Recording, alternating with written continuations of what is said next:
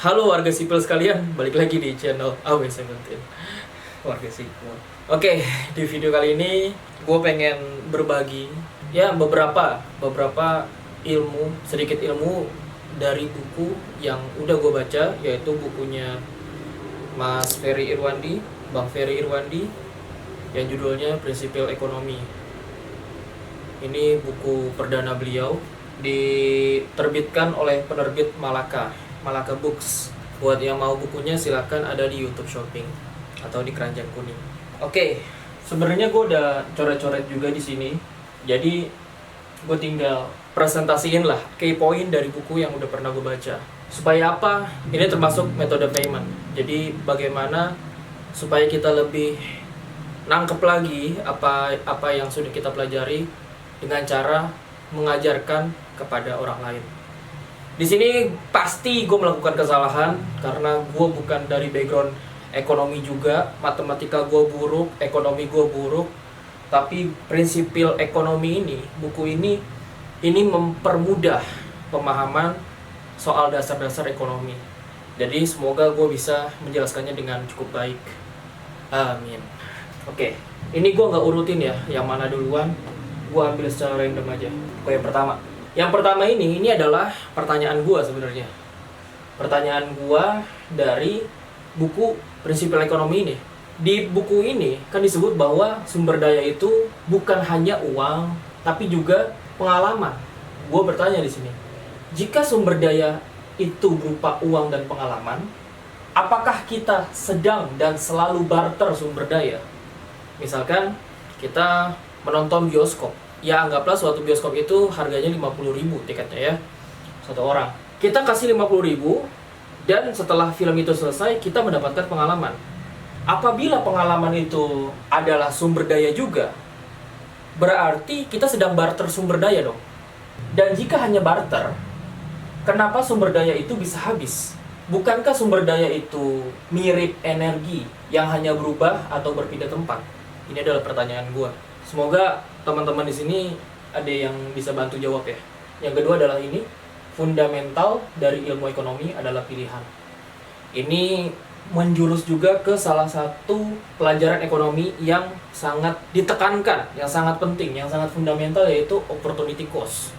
Karena opportunity cost ini adalah ilmu soal memilih. Karena kita tidak punya atau tidak bisa Kagebunshi no Jutsu seperti Naruto, yang hari ini saya membuat video, di saat yang sama saya menonton video. Wait a minute. Selanjutnya adalah ilmu ekonomi bukan hanya berbicara soal angka atau grafik, tapi juga pilihan manusia. Lanjutannya tadi ya, kita ngelihat ilmu ekonomi di buku-buku itu biasanya grafik-grafik ya. Di buku Prinsipil Ekonomi ini juga ada grafik, tapi minim. Ada lagi fundamental dari ilmu ekonomi, adalah ini, scarcity. Scarcity adalah kondisi ketika supply jumlahnya terbatas dibanding demand pada wilayah tertentu. Air minum yang ada di Jakarta itu mungkin cukup, tapi air di negara miskin di Afrika itu mungkin terbatas. Bukan airnya langka, tapi air di wilayah tertentu yang langka. Itu yang namanya scarcity. Supply-nya terbatas, demand-nya banyak. Airnya terbatas, orang yang mau minum banyak. Itu yang menyebabkan kelangkaan. Scarcity itu kelangkaan.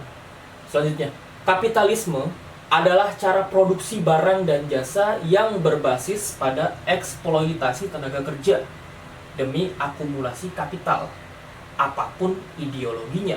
Jadi mau itu katanya ideologi sosialisme, ideologi anarkisme, ideologi komunisme, selama dia pakai cara untuk memproduksi barang atau jasa yang berbasis pada eksploitasi tenaga kerja demi akumulasi kapital, akumulasi modal, akumulasi harta, itu disebut kapitalisme. Sama seperti di Cina sekarang, walaupun katanya komunis, partai komunis yang satu-satunya di sana, tapi tetap secara ekonomi dia adalah sistem ekonomi kapitalisme. Selanjutnya, cara menghadapi scarcity bisa dari efisiensi, inovasi, dan prioritas. Tadi kita sudah membahas sedikit soal scarcity, yaitu kelangkaan. kelangkaan di suatu wilayah. Caranya menghadapi scarcity, kelangkaan, bisa dari efisiensi. Misalkan contoh air tadi ya, air minum. Efisiensi, kita kurangi konsumsi air. Mungkin yang tadinya 8 gelas per hari, misalkan menjadi 4 gelas per hari, itu termasuk efisiensi. Inovasi, bisa nggak kita mengubah air laut menjadi air tawar yang bisa diminum? Itu adalah salah satu dari inovasi dan juga prioritas. Mana nih hal-hal yang bisa kita prioritaskan? Mana nih orang yang bisa kita prioritaskan untuk minum terlebih dahulu? Oke, kita lanjut ke sini dulu nih. Opportunity cost. Tadi kita sudah singgung ya. Opportunity cost mengajarkan bahwa pilihan kita tidak gratis, melainkan dibayar dengan harga pilihan yang tidak kita pilih. Sekarang pukul 5:30 sore. Di 5:30 sore ini, saya memilih untuk berada di sini dan take video ini. Tapi, sebenarnya saya punya pilihan lain, yaitu nonton video-video Malaka yang belum saya tonton banyak tuh. Di jam sekarang juga. Tapi, di jam 5:30 ini, saya memilih untuk buat video dulu. Itu adalah pilihan saya. Dan itu tidak gratis. Walaupun ya nonton video Malaka itu gratis, tag video ini gratis, cuma yang dibilang nggak gratis itu adalah waktunya. Di 5:30 ini nggak bisa saya kembalikan 5:30 ini. Kita lanjut ke sini. Ini adalah aspek mikroekonomi. Di buku ini juga dijelasin ya, mikroekonomi dan makroekonomi. Mikroekonomi gampangnya itu adalah perputaran uang yang ada di satu negara lah, mudahnya gitu. Atau di satu perusahaan, atau di satu rumah tangga, di satu rumah lah. Ini adalah aspek mikroekonomi. Beberapanya adalah supply and demand, perilaku konsumen, teori produksi dan biaya, serta struktur pasar. Sebenarnya untuk memahami ini, sebenarnya enaknya baca bukunya. Supply and demand ini adalah permintaan dan penawaran. Perilaku konsumen, di sini juga dijelasin bahwa manusia itu nggak semuanya atau nggak selalu rasional. Kita sering, bukan kadang-kadang lagi, itu memilih dengan emosi, yang makanya di ilmu ekonomi itu ada yang namanya behavioral economy, ekonomi perilaku. Selanjutnya, ini adalah pertanyaan saya lagi nih. Apakah opportunity cost bisa berdampak dengan cara pikir risiko? Misal, jika kita tidak memilih ini, maka risikonya apa? Jika saya di jam 5:30 sore ini tidak memilih untuk menonton video Malaka, apakah saya kena resikonya? Selanjutnya kita ke sini. Pajak itu adalah harga untuk barang atau jasa bersama. Karena tidak efisien apabila kita menyediakannya sendiri-sendiri. Ini statement yang cukup bikin gue mikir sebenarnya. Iya juga ya. Gue ulangi sedikit. Pajak itu adalah harga untuk barang atau jasa bersama. Tentara, militer, atau kepolisian lah. Itu kan buat mengamankan kita ya. Mengamankan kita dari penjahat, mengamankan kita dari musuh-musuh di luar Indonesia. Itu kita patungan sebenarnya. Patungan. Setiap kita beli ini, kita patungan. Setiap kita gajian, kita patungan. Patungan ini yang disebut dengan pajak. Nah, pajak ini itu untuk membayar pejabat publik, membayar kepolisian, membayar kemiliteran, TNI. Karena nggak efisien kalau kita bayar sendiri-sendiri gitu. Kasihan yang miskin gitu. Misalkan TNI, Polri itu adalah punya swasta, bukan punya negara gitu ya. Negara nggak menyediakan perangkat atau institusi bersenjata. Jadi buat yang mau militer itu beli. Ada perusahaan swastanya. Buat yang mau mengamankan diri dari kejahatan, belinya Polri gitu. Nah itu kan gak efisien. Dan itu kasihan juga buat yang miskin. Makanya itu ada konsep pajak. Jadi nih buat polisi nih ya, buat aparat, buat TNI, ketika Anda dibayar dengan pajak, itu uangnya sudah nyampur semua tuh. Mau yang miskin kayak, mau yang kaya banget, itu udah nyampur uangnya. Jadi nggak bisa lo hanya meladeni orang-orang kaya aja. Mau kaya, mau miskin, itu harusnya sama di hadapan lu. Itu harusnya sama di mata lu. Karena pajak itu uangnya nyampur, nggak peduli dari orang kaya, dari orang miskin. Selanjutnya, PDB itu dari dalam negara. PNB itu dari warga negara. PDB itu adalah perputaran uang yang ada di satu negara, yang ada di satu wilayah. Jadi mau dia warga negara Indonesia, mau dia turis yang bukan warga negara Indonesia, itu dihitungnya adalah PDB. Tapi PNB itu hanya dihitung dari orangnya, dari warga negaranya. Gak peduli dia tinggal di mana. Mau tinggal di Indonesia, mau dia tinggal di luar negeri, itu tetap dihitung. Dihitung menjadi PNB. Selanjutnya, pertumbuhan ekonomi harus diimbangi dengan pemerataan. Jangan hanya dirasakan segelintir orang atau sektor. Sekarang, cek, MBG itu dirasakan oleh semua orang atau hanya segelintir orang? Pertanyaan tuh. Oke, selanjutnya. Setiap ada kebijakan publik, terutama soal uang, maka tanyakan uangnya dari mana, uangnya kemana, dan apa yang dikorbankan. Setiap dari kita ngelihat ada berita yang cukup mewaukan hati, mewaukan pikiran, mewaukan emosi, ada 3 hal pertanyaan yang harus kita tanya. Uangnya dari mana, uangnya kemana, dan apa yang dikorbankan. Misalnya lagi tadi MBG. MBG itu dari mana uangnya? MBG kan gak gratis ya, namanya doang gratis. MBG itu gak gratis. Uangnya dari mana? Oh, bukan dari kantong presiden dan pejabat-pejabatnya doang dong, tapi dari pajak. Uangnya kemana?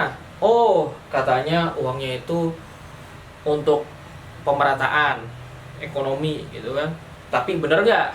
Cek dulu nih, uangnya lari kemana nih? Ke dapur-dapur yang memang dikelola oleh kaum bawah atau menengah bawah, atau malah banyak dikelola oleh kaum menengah atas. Dan apa yang dikorbankan dari MBG? Dan sekali lagi, ini bukan hanya MBG aja ya, kita harus tanyakan ini di setiap kebijakan publik, terutama kebijakan publik yang bikin kita lanjut. Kerennya dari buku ini bukan hanya mengajarkan ekonomi klasik, teman-teman, tapi juga ekonomi digital. Kita lihat. Di ekonomi digital, gamenya adalah menguasai pasar. Monopoli, mengejar pengguna sebanyak-banyaknya. Produk gratis hanya awalan. Jika konsumen sudah ketergantungan, maka bisa dengan mudah dimonetisasi. Ketika gue baca ini, gue langsung teringat dengan CapCut. Gue masih ingat, dulu ketika awal-awal CapCut PC diperkenalkan, itu banyak banget yang gratis. Sekarang, hanya sedikit fitur-fitur gratisnya. Hampir semuanya hanya terbuka apabila bayar. Ini yang dinamakan ekonomi digital. Karena memang seperti itu sih, sebenarnya ekonomi digital itu berlangsung. Developer aplikasi, developer website itu menguasai pasar dulu. Gak apa-apa deh, gratis dulu, bakar uang dulu di awal-awal tuh. Sampai semua pengguna itu pakai aplikasinya, ya kan, di monopoli. Kalau bisa sih di monopoli gitu. Mengejar pengguna sebanyak-banyaknya. Baru ketika pengguna itu yang sudah banyak memakai produk tersebut, sudah ketergantungan, baru developer pelan-pelan ngambil profit dengan cara fitur-fitur yang tadinya gratis menjadi berbayar, misalkan seperti itu. Karena sudah ketergantungan, orang-orang sudah sulit untuk berganti di website atau di aplikasi serupa atau aplikasi kompetitor. Itulah game dari ekonomi digital.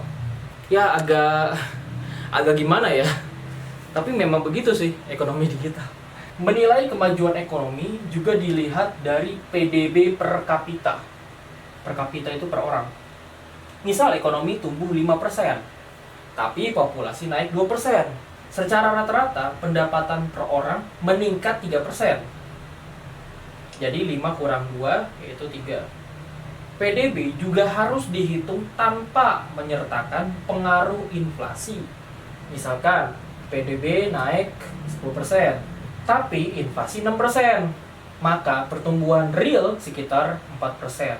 10 kurang 6 adalah 4. Ngerti nggak? Ya ini kalau ada yang salah, silahkan di komen ya. Sekali lagi, tujuan gue buat ini untuk belajar, khususnya buat diri gue sendiri, karena untuk mengikuti metode Feynman itu, supaya gue ya sedikit banyak ngerti lah. Lanjut yuk. Rumus mengoptimalkan pendapatan. Pendapatan adalah skill yang dihargai pasar. Skill apa nih yang dihargai oleh orang lain? Dikali waktu produktif. Waktu harus produktif untuk membuat skill ini bisa dirasakan oleh orang lain. Dikali leverage. Leverage itu adalah daya ungkit. Teman-teman pernah ngeliat ungkat-ungkit ya? Jungkat-jungkit apa ungkat-ungkit ya? Jungkat-jungkit kayaknya. Jungkat-jungkit. Biasanya kan ini di tengah ya, supaya dia bisa seimbang. Tapi apabila ininya kita geser ke sini, yang lebih berat di mana? Ya, di sini. Ini akan lebih berat nih, sisi yang kiri dibanding sisi yang kanan. Ini leverage-nya nih, ungkitnya, ini jangan ditaruh di tengah-tengah, tapi ditaruh di sini, mendekati beban yang ingin kita angkat. Kalau kita angkat dari sini, ini akan lebih mudah. Itu sebenarnya yang disebut leverage. Jadi kalau dari rumus ini, skill apa nih yang bisa kita tawarkan kepada orang lain, dan orang lain pun mau dengan skill kita. Kita harus punya waktunya untuk melakukan itu, dan ditambah leverage. Sebenarnya tanpa leverage pun bisa. Hanya saja jika ada leverage, ini bisa eksponensial. Lanjut. Cari dan kembangkan skill yang orang lain sedikit yang punya, tapi banyak orang yang butuh, yaitu supply and demand ya. Apa skill yang orang lain itu sulit untuk mempelajarinya, tapi orang lain juga butuh skill itu? Kalau kita sudah mendapatkan skill itu, ini makin-makin nih kita dibutuhkan oleh masyarakat. Terakhir nih, awalnya manusia memanfaatkan alam untuk kebutuhannya. Jika manusia memanfaatkan alam secara berlebihan karena tamak, karena rakus, maka alam itu yang akan menghancurkan manusia. Ini bisa kita lihat contohnya di banjir Sumatera di tahun 2025 lalu. Aceh, Sumatera Barat, Sumatera Utara itu kena banjir. Iya, memang ada siklon tropis, tapi itu diperparah oleh hancurnya alam yang dilakukan manusia tamak. Jadi sebenarnya alam itu menyediakan banyak resource, banyak sumber daya alam ke kita. Tapi kalau kita menggunakannya secara serampangan, secara berlebihan, secara tamak, maka alam itu sendiri yang akan menghukum kita. Dalam Al-Quran banyak itu. Jangan berbuat kerusakan di muka bumi. Semakin tamak manusia, maka manusia itu yang akan dihukum oleh Allah. Bisa melalui alam. Wallahu a'lam bishawab, teman-teman. Terima kasih buat yang sudah menonton sampai detik ini. Kalian hebat, luar biasa. Dan terima kasih Bang Ferry Irwandi sudah membuat buku Prinsipil Ekonomi ini yang sangat mantap. Kalau teman-teman lihat, buku ini cenderung kelihatan tebal, tapi santai aja teman-teman, ini sangat banyak space-nya, ada gambar-gambarnya, ada coret-coretannya, karena ini untuk mempermudah pemula seperti gua ini. Sedikit banyak gua belajar dari buku ini soal ekonomi. Terima kasih. Buat yang mau pesan bukunya, ada di YouTube Shopping di bawah atau di keranjang kuning. Thank you. Jangan lupa like, comment, subscribe, dan share apabila dirasa konten ini bermanfaat. Gua Abai 17 and have a nice day.